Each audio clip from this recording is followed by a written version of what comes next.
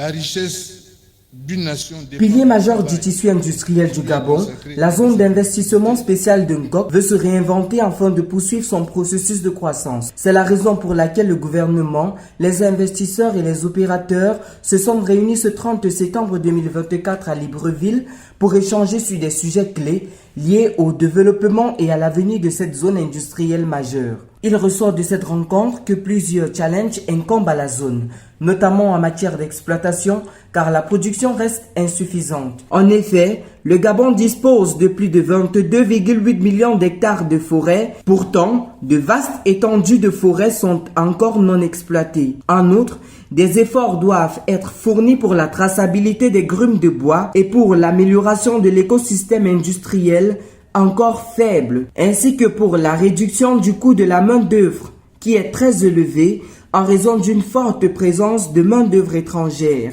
Pour tenter de résoudre cela, le gouvernement a créé 2 centres de formation au sein de la zone, dont l'un est opérationnel et l'autre en cours de finition. Sur la logistique, les frais de transport restent très élevés, notamment en ce qui concerne la disponibilité des wagons et les frais de manutention portuaire.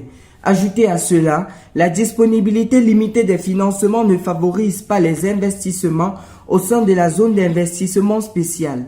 Pour rappel, les recettes d'exportation de la zone d'investissement spécial de Ngok étaient de 627,1 millions de dollars américains, soit 369 milliards de francs CFA en 2019. Cette même année, les produits issus de cette zone ont contribué à plus de 3% du PIB gabonais. Après cette première rencontre placée sous le thème « Bilan et perspectives pour le renforcement de l'attractivité et de la compétitivité de la zone d'investissement spécial de Ngok », les membres du gouvernement et les opérateurs économiques de cette zone se réuniront dans les jours à venir pour tabler sur des mesures qui devront être prises en vue de redorer le blason de Ngok et de la rendre plus attractive pour les investisseurs.